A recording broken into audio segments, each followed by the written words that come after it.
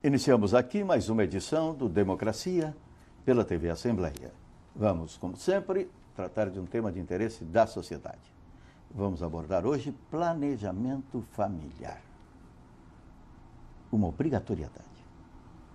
Num país que tem anualmente uma nova população equivalente a toda a população do vizinho e simpático Uruguai. Isso pode continuar? É recomendável? Políticas públicas são necessárias permanentemente para o esclarecimento da população, para mostrar o quão difícil é conviver com esta realidade.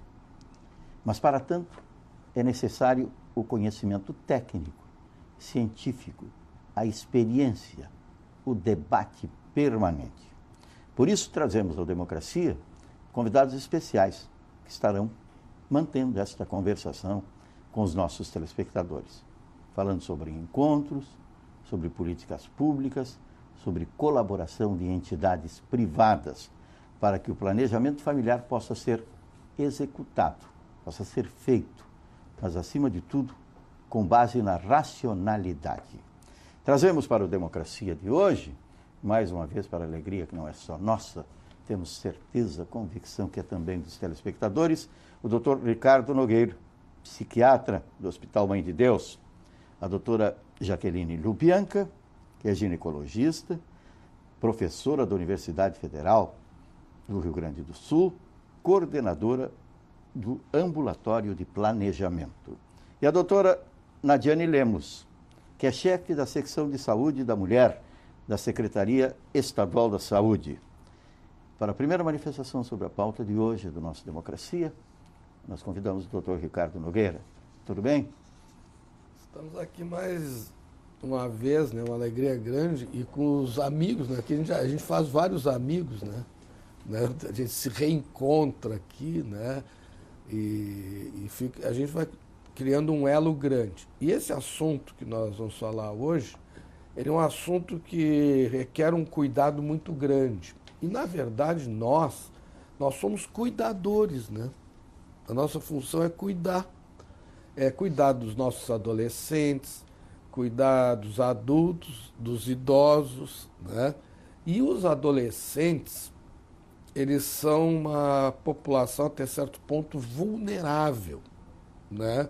Quando em situações de risco, né? Então, essa situação da gravidez precoce que ocorre, muitas vezes se dá em situações de lares com pais ausentes, pais rejeitadores, com pacientes, né, adolescentes com baixa autoestima. Então, tudo isso tem que ser visto, cuidado, olhado. Adolescentes que usam drogas, né? As meninas usuárias de droga têm uma incidência muito alta de gestação precoce. E tudo isso leva a situações que vão aumentando a vulnerabilidade cada vez maior. Porque essas meninas que estudam, na maioria das vezes, em 39% dos casos, se retiram da escola e só retornam, no máximo 30% retornam depois para a escola. O que ocorre? Uma menina que engravidou, que parou de estudar, ela vai ter uma dificuldade maior no futuro para sustentar-se, para sustentar a sua própria prole, porque ela não vai ter acesso a um emprego adequado, qualificado, com condições de melhorar a sua situação financeira. E muitas vezes essa menina, ela repete a história da sua própria mãe. Então, mães que tiveram filhos em idade de adolescência, idade precoce, as filhas repetem também a mesma situação. Então, tudo isso nós temos que cuidar. E nós vamos ter que ter um cuidado maior de saber visualizar esse problema por regiões, porque ele não é uma questão generalizada. Ele ocorre em cada região de uma forma diferente. Doutora Jaqueline Lubianca. Agradeço novamente o convite, especialmente para falar de um tema muito importante como planejamento familiar, que basicamente consiste no casal poder organizar a sua vida familiar e planejar quantos filhos deseja ter e em que momento que ocorrerá o nascimento dessas crianças. Então, o planejamento familiar ele não visa só a anticoncepção, mas também a reprodução e todo o acompanhamento que pode ser feito em relação à paciente e ao casal que deseja planejar adequadamente a construção de uma família. Do ponto de vista de anticoncepção, que realmente é a área que nós trabalhamos mais, hoje muito se fala nos métodos de longa duração, reversíveis. Basicamente, o uso do DIU, o uso do implante, que são métodos que podem ser utilizados por longos períodos, que garantem uma contracepção segura e que ainda com a possibilidade de reversão. Acho que a gente tem que pensar muito sobre essa anticoncepção de longa duração em substituição ao que nós tradicionalmente vemos muito, que é a busca pelos métodos definitivos de esterilização, porque o sistema de saúde realmente não dá conta de realizar os métodos definitivos para uma camada muito extensa da população. Então, para a busca desses outros métodos de longa duração, eu sei que a Secretaria já tem políticas públicas nesse sentido, políticas de saúde que vão trazer esses métodos mais acessíveis à população e também do ponto de vista de educação. Né? Realmente a gente precisa trabalhar quando se fala em anticoncepção e em planejamento familiar. A base de tudo é uma família que tenha esse assunto em pauta, né? E educação e como utilizar os métodos, como buscar os métodos também passa pelo processo da educação. Então acho que isso é uma meta, né, que nós temos aí do ponto de vista do Estado para que se possa fazer uma organização familiar da forma mais adequada e que seja bem sucedida. Doutora Nadiane Lemos, tudo bem? Tudo bem. Bom, com satisfação que a gente compõe esse debate com colegas e que trazem a nossa realidade conhecida como política pública. Nós que trabalhamos em promoção da saúde, esse tem sido o carro-chefe da nossa gestão, que a gente possa trabalhar com ações preventivas, né, que possam promover a saúde dos nossos usuários. A doutora Jaqueline colocou que a questão do planejamento sexual e reprodutivo, ela extrapola a questão só do uso de contraceptivos, não é? Mas sim toda a questão de planejar essa família, de ter ações que possam realmente trazer esse casal para mais próximo dos meios de orientação e dos acessos à saúde para poderem saber qual o melhor momento de uma gestação desejada, como prevenir uma gestação não desejada, trabalhando isso não só com a disponibilização dos métodos contraceptivos, mas com a escola, com a comunidade, com os processos de educação e de participação daquela comunidade para o entendimento do que possa ser usufruído da saúde, no sentido tanto da contracepção, quanto do planejamento de uma gestação, enfim. Nós trabalhamos a linha do cuidado da mulher no Estado com esta lógica de trabalhar o planejamento sexual para a concepção e para a contracepção, e a questão dos métodos de longa duração para populações vulneráveis é uma meta, é uma discussão que a gente tem ampliado, que seja da melhor forma. Nós temos a questão das adolescentes que têm dificuldade muitas vezes de adesão ou até mesmo de entendimento de métodos. A gente tem a população mais vulnerável que, como o colega falou, estão em algumas regiões que têm histórico de gestações indesejadas, de um indicador maior de gestação na adolescência, que precisam ter trabalhos mais específicos, a população privada de liberdade, enfim, com situações que a gente possa orientar e possa disponibilizar métodos que não só dificultem o acesso acessos para procedimentos que sejam definitivos, mas até como nós promovemos o planejamento sexual e reprodutivo, não inviabilizando aquelas futuras constituições familiares que muitas vezes recorrem ao sistema público para inverter algum procedimento anterior, para poder constituir uma nova família e ter um novo membro constituindo aquele núcleo. O doutor Ricardo Nogueira, com muita relevância, chama a atenção por um fato da regionalização da análise sobre o debate. Existe aí, além das peculiaridades, diferenças fundamentais, disparidades regionais de caráter socioeconômico. O que isso determina? Então vamos falar objetivamente. Tem bairros aqui em Porto Alegre que a natalidade é zero, ou quase zero. Né? Vamos falar especificamente... No Moinhos de Vento são mais nos bares. Né? Então, primeiro que tem uma população idosa também. Né? A média de idade do Moinhos de Vento é alta. Né? Então vamos ver assim, onde é que tem a maior natalidade da cidade de Porto Alegre? É Humaitá, Ilhas, Restinga, aí Rubem Berta, aquela região norte ali, Lomba e assim por diante. E tem outros bairros que nós não temos essa vulnerabilidade. Então são as regiões chamadas mais vulneráveis. Né? Então essas que nós temos que cuidar. Eu que sou psiquiatra, eu trabalho basicamente com uma população que é usuária de drogas. Nessa área, nessa faixa da população, o número de gravidezes precoces é imenso. Né? E só para dar um exemplo, nós temos uma unidade de saúde mental no Hospital Universitário de Canoas. Nós temos 3 anos lá de existência dessa unidade. Nós já internamos 1.500 pacientes e tivemos 15 partos lá, né, nessa unidade. Temos uma outra unidade. 1%. É 1%, sendo que é uma unidade mista. Mas nós temos uma outra unidade aqui em Porto Alegre, que a unidade São Rafael funciona junto ao Hospital Espírita, que só tem mulheres, são 30 leitos só femininos. Né? Basicamente mulheres usuárias de drogas. Então a incidência é muito alta. E aí nós temos problemas graves, que muitas dessas mulheres têm um número muito grande de filhos. Né?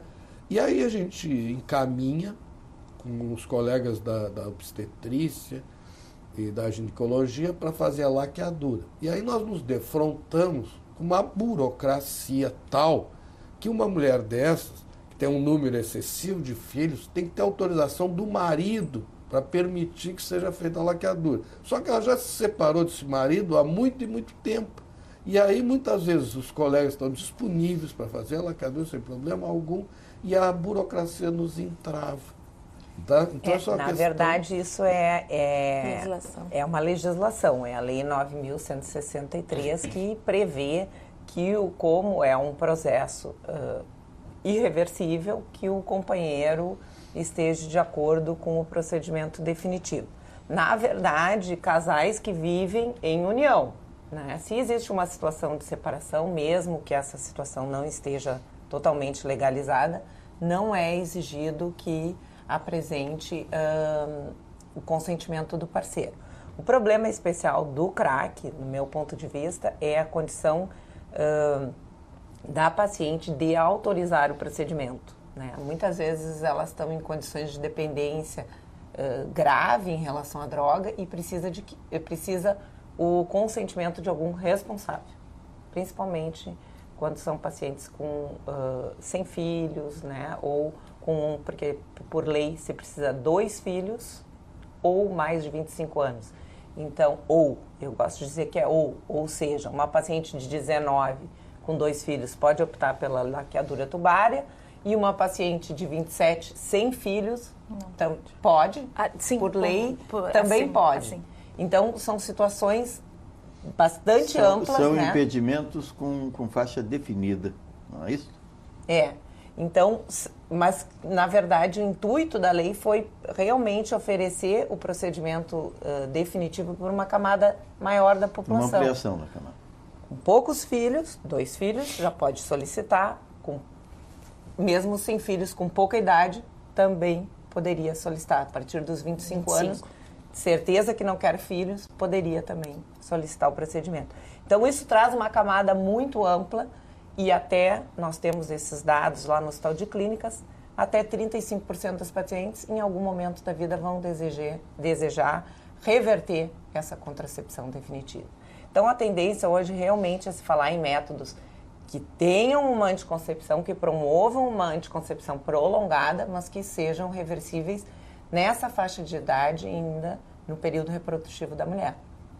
Então, a gente tem os implantes, nós teríamos, né, à disposição os implantes, isso ainda não está plenamente disponível em termos de saúde pública, o dispositivo intrauterino, as próprias injeções de hormônios trimestrais, que se faz a cada 3 meses, que garantem uma anticoncepção de eficácia bastante semelhante à que a Duratubare, né? São métodos extremamente seguros e que permitem que, em determinado momento, se a paciente realmente constituir outro núcleo familiar, ela possa optar por uma nova gestação. As questões de legislação, elas contribuem para esse espectro maior das ações, mas da mesma forma a gente tem que ter o cuidado, que é a questão que eu falei anteriormente, a doutora Jaqueline colocou agora, em relação a esses novos núcleos familiares, né? Então, a gente poder disponibilizar métodos de boa eficácia, com um tempo de duração maior, permitem que essa mulher em idade fértil possa reconstituir a sua família, enfim, em outro momento, porque existem essas dificuldades de ter ou não um companheiro naquele momento, então aquela opção pode ser uma opção individual e na sequência ela passa a ser uma opção de casal, então a gente tem que ter esse cuidado e a lei, assim como prevê o acesso a métodos anticoncepcionais, prevê o acesso a métodos de concepção. Então, a gente começa a entrar em algumas situações que geram uma dificuldade para o sistema que precisa ter um olhar para o coletivo. Então, essa é um trabalho que a gente tem feito exaustivamente para tentar conciliar esses fatores. Existe uma relação de medicamentos, né, uma relação de medicamentos essenciais, que é a Rename, que ela prevê hoje, entre os seus métodos, a questão do dispositivo intrauterino, que é uma possibilidade que a gente precisa trabalhar e precisa principalmente educar a população para o método, porque ele sim tem algumas restrições, mas precisa educar.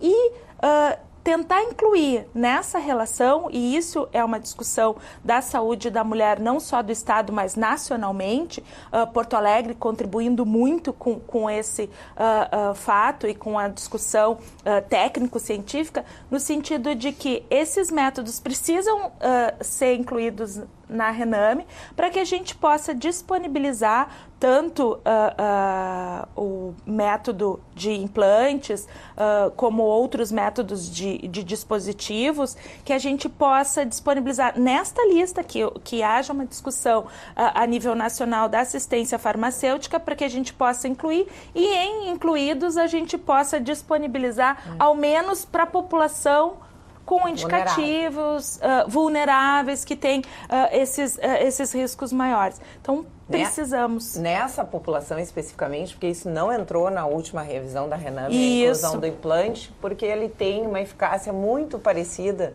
com essas injeções trimestrais, que é o acetato de medroxiprogesterona, que está previsto na Rename. Só que, obviamente, essa injeção trimestral depende que a usuária retorne ao posto de saúde, receba a prescrição e refaça a injeção intramuscular. Isso. E o implante pode ser utilizado pelo período de 3 anos, praticamente não tem contraindicações, né? Não está associado a fenômenos tromboembólicos, não precisa do consentimento do parceiro por se tratar de um método reversível. Então, especialmente nessa condição da usuária de drogas, da adolescente muito jovem, que também a gente sabe que tem essa dificuldade de, até pela questão própria da adolescência, de retornar ao serviço de saúde para se organizar com a sua anticoncepção, o implante entraria muito bem, né? Então, acho que realmente a gente teria que fazer uma busca nesse sentido, junto aos órgãos competentes, para que possa ser incluído nessa relação de medicamentos. E o DIU também, que é um método que é muito esquecido, né? Também tem muito pouca contraindicação. A gente pode utilizar um DIU de cobre pelo período de 10 anos. Grau de eficácia? Extremamente eficaz. Um DIU, a eficácia oscila entre 99% a 98% nos primeiros anos de uso, e isso aumenta ao longo do tempo. Hoje nós temos, não é uma rotina que se façam avaliações ecográficas, mas se a gente tem, por exemplo, situações em hospitais ou em postos de atendimento em que a gente deseja ter certeza de que aquele caso, o DIU, foi normalmente inserido, a gente pode usar a mão de um diagnóstico ecográfico, não sendo necessário, obviamente, que ela se mantenha fazendo ecografias, mas sim as suas revisões periódicas no posto de saúde. Então, 10 anos de duração, eu digo, é uma anticoncepção prolongada, eficaz, depende muito pouco da usuária, não tem aquela exigência da pílula anticoncepcional, que exige a tomada diária dos comprimidos, sempre no mesmo horário, não se pode esquecer, porque senão a eficácia cai. Então, realmente é um método que deveria estar mais amplamente utilizado, mas que tem um tabu muito forte da sociedade em relação ao uso do dispositivo intrauterino, e acho que nosso papel médico é realmente desmistificar esses aspectos negativos em relação ao DIU. Eu acho que é isso, a falta de conhecimento também, e de clareza, né? Porque as pessoas criam uns mitos, né? Os mitos e verdades, né?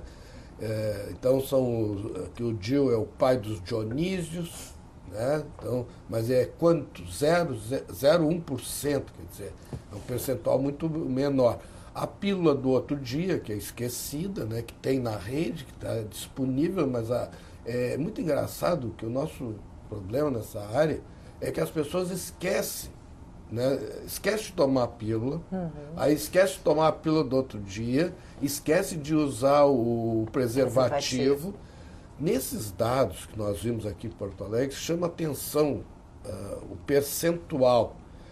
Essa população que nós estamos falando é uma população muito grande, é 20% da população geral, o número de adolescentes no Brasil. 20%, quer dizer, então é uma população imensa e é bem dividida, né?